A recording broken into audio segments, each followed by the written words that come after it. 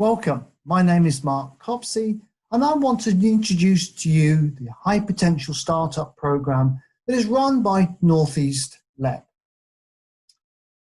Red Kite Innovations has been contracted by Northeast LEP to run this program on their behalf.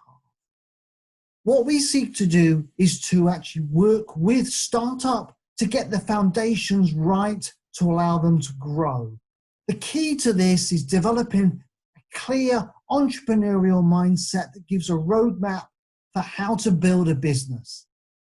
This comes from developing and rolling out a series of toolkits that can assist the thought process and development activities of early stage businesses. So what is the High Potential Startup Program?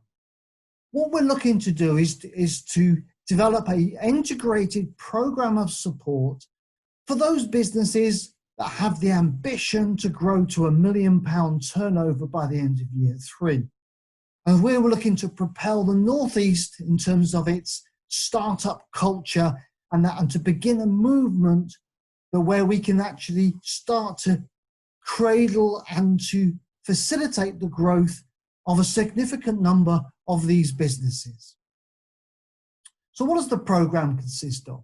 It's a series of workshops now. Those have been physical and they're now moving online because of the current environment. We're doing mentoring and coaching.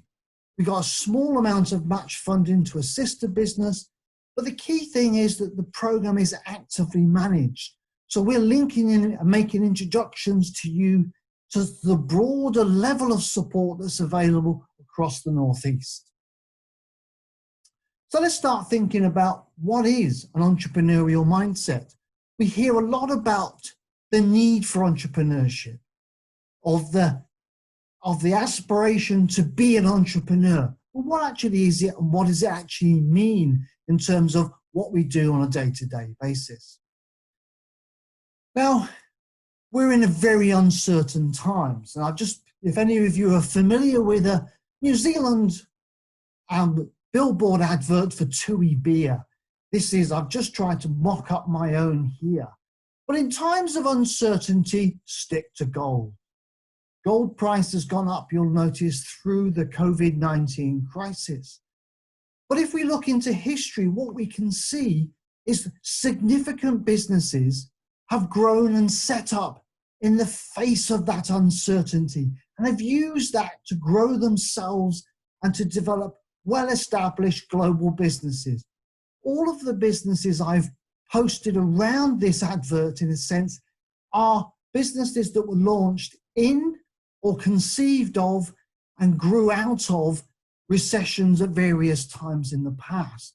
And we can see there's some very significant businesses and ones that actually many people will aspire to become similar to in the future.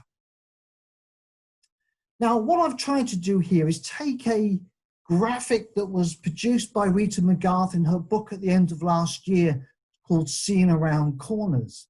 And what she was talking about was inflection points. And we're clearly at an inflection point now in our economic and global history. We have never had such a significant fall in global GDP in one quarter ever. And so we are, as Bob Dylan talked about, times they are a-changing. And what we've got to do, and those companies we've just mentioned before, what they did was to identify the opportunities for the future. Now, if I explain this diagram a little bit, in terms of the black line on the right-hand side, that's the point at which we've come out of COVID-19, if we ever do. And we actually start to go back to a sense of normality. But before that, there's this great level of flux. And what we've got to do is identify the opportunities to see how that future is going to look and to grasp it within our startup enterprise. And that's really the essence of an entrepreneurial mindset, is to have a vision for the future and to then put in place the systems and the processes to realize that and to develop the products and services and launch them in a time of crisis or when that crisis starts to ebb. So what is an entrepreneurial mindset? It's about looking to change the world by finding solutions, devising a better way. Now, if we look at the COVID-19 crisis, this is no better time than to start thinking about what can we do different? Is there a better way of achieving this? Everything we see around us ultimately is a business opportunity. And many businesses are having to rethink their whole raison d'etre and how they deliver the service, because their ambition is to create to improve the life of a customer. But you can't do that if you're closed. So how do we start to rethink our business and to re-establish it? And many businesses are going to have to start acting like a startup in the future once the barriers come down and they can reopen again. We've got to have this creator's mindset. So we've got to focus on what is the customer's job to be done? What are they looking to achieve?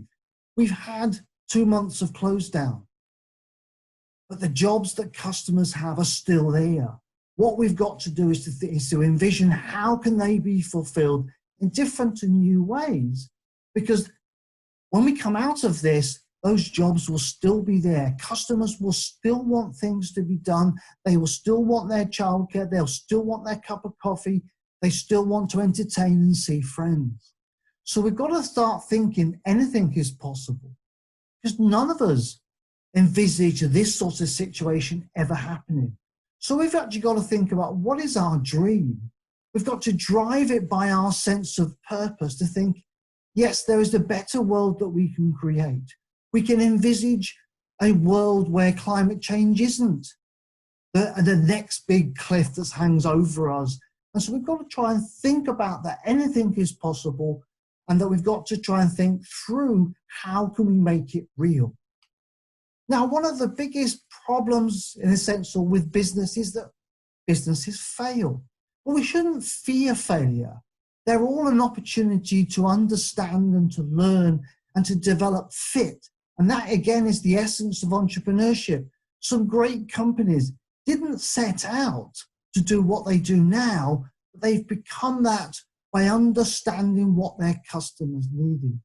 So we've got to be ready to learn new things. We've got to read and learn and apply and learn. And we'll start to explore that by what it means in terms of the lean methodology.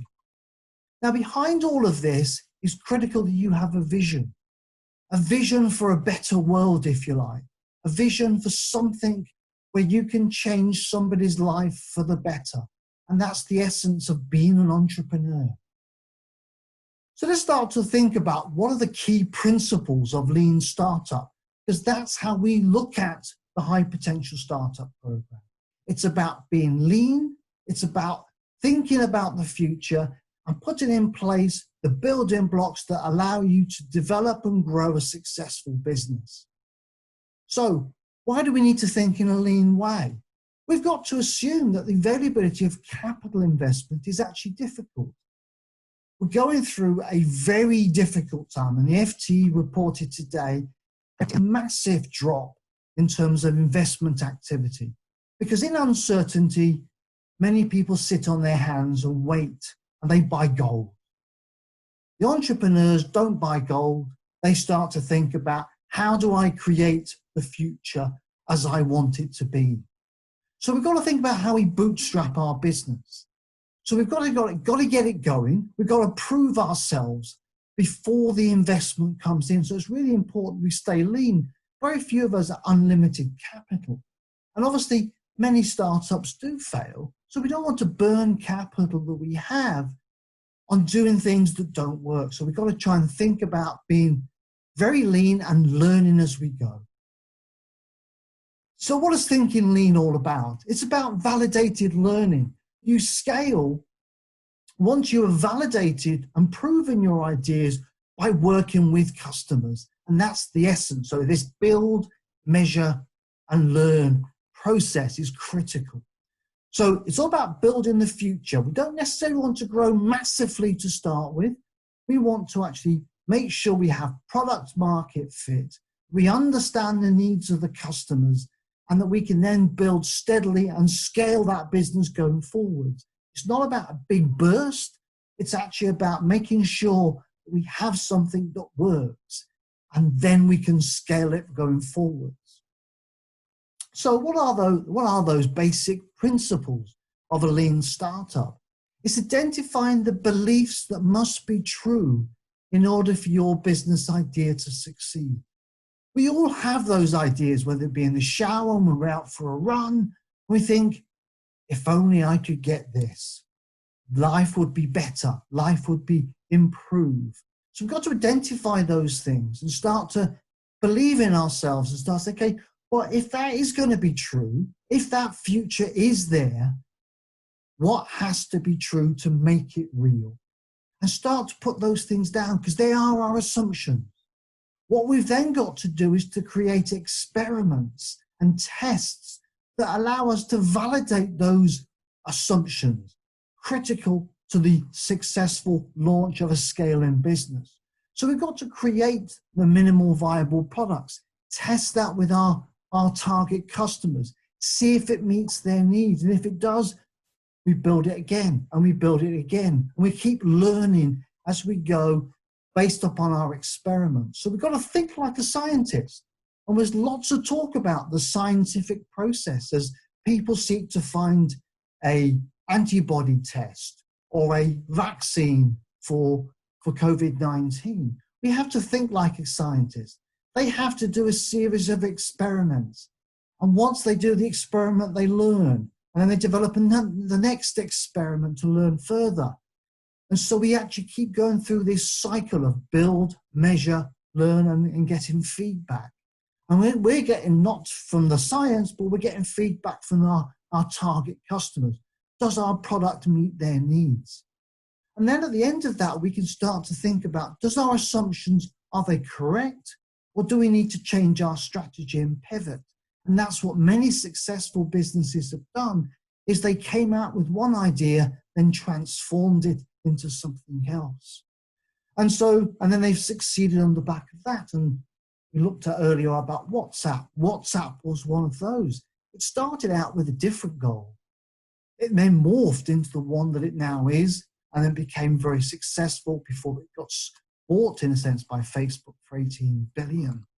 So we've got to go through this process, continual process of build, measure, learn. Once we get it right, we can then start to scale our business. And that's what our program's all about. It's about assisting you to identify those assumptions that you're making, develop the tests that validate what your beliefs are. And once those have been done, we can then start to scope out the business models and to start to actually get your business moving. We do this by following partially this 27-step process, which starts looking at who is your customer? How do we segment that market? How do we identify that beachhead market? How do we secure that first customer? How do we secure our next 10 customers? And so forth. Because we've really got to make sure that we're building a product or a service that our customer wants. And that takes a disciplined process. One of the authors we use a lot of is a man called Steve Blank. And what Steve Blank talks about is the fact that a startup is not a smaller version of a big business. It has to learn. It has to go through these cycles of learning and identifying. But the key thing is the groundwork's being done. And this is from a book by Bill Outlet that we use. The key thing is these lessons are there. What we've got to do is to apply them to your business idea. So what we want you to do is to come and join our movement to create the new normal. We can't necessarily go back to what was like in January even, or end of last year. Everything will have changed. So we've got to create a new normal. That means companies starting up, being entrepreneurial, envisaging that future, and then realizing it. And we're here to facilitate and help you achieve that. Thank you very much.